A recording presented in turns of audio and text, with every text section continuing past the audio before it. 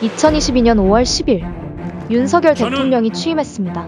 이날 윤 대통령은 취임사에서 자유, 인권, 공정, 연대에 기반한 국민이 진정한 주인인 나라를 만들겠다고 밝혔는데요. 국민이 진정한 주인인 나라.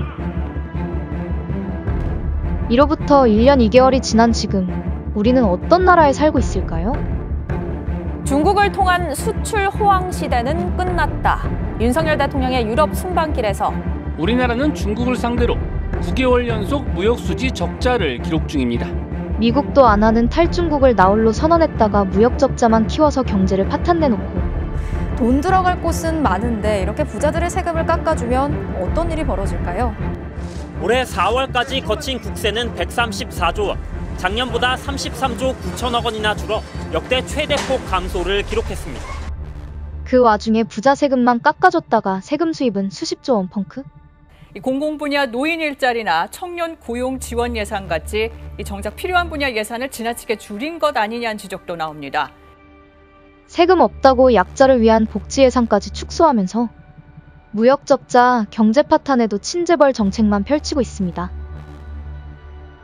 과거사에 대해서 일본으로부터 새로운 사죄를 받는 것이 능사는 아니라고 생각을 합니다. 한미일 군사동맹을 완성하겠다며 일본의 강제징용에 책임을 면제해주더니 일본의 오염수 해양 방류 계획이 안전 기준에 부합한다는 이 같은 최종 보고서에 대해서 대통령실과 우리 정부가 존중한다는 입장을 밝혔습니다.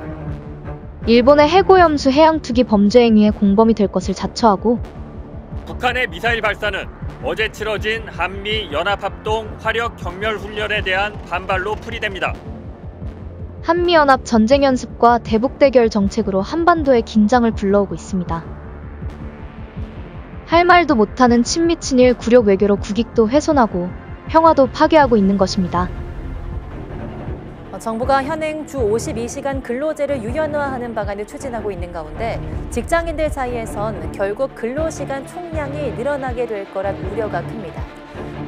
주 69시간 노동시간 연장 등 반노동 반민중 정책을 펼치고 건폭이 완전히 근절될 때까지 엄정하게 단속해 법치를 확고히 세워야 한다고 말했습니다. 정상적 노조활동의 불법, 폭력, 부패 낙인을 찍어 탄압하여 그런데 경찰과 검찰은 이 부분을 업무 방해와 공갈로 판단했습니다. 결국 양회동 열사를 죽음으로 내몰았습니다. 반민중 정책과 노동 탄압으로 민생을 파탄내고 있는 것입니다. 남는 쌀을 정부가 국민의 막대한 혈세를 들여서 모두 사들여야 한다는 양곡관리법 개정안에 이로 대통령 거부권을 행사하여 농업에 대한 국가의 책임을 거부한 것은 물론 비료값이나 면세유, 인건비 등 폭등하는 물가를 고려하면 오히려 예산은 줄어든 것이나 다름없습니다. 물가 폭등이 생산비 폭등으로 이어졌음에도 농업 예산은 사실상 삭감했고 정부가 물가를 안정시키겠다면서 저율 관세로 양파를 수입하기로 한 건데요. 소고기와 닭고기, 분유 등 7개 품목에 대한 관세를 연말까지 없애기로 했습니다. 물가 핑계로 틈만 나면 농산물을 무관세, 저관세 수입해 가격을 폭락시켰으며 제주지방법원은 박현우 위원장과 고창건 사무총장에 대해서 도주와 증거인멸 우려가 있다며 구속영장을 발부했습니다. 이대로는 못 살겠다는 농민들의 외침에는 공안 탄압으로 응답했습니다. 농업 파괴, 농민 말살 정권이자 구시대적 공안 탄압 정권인 것입니다.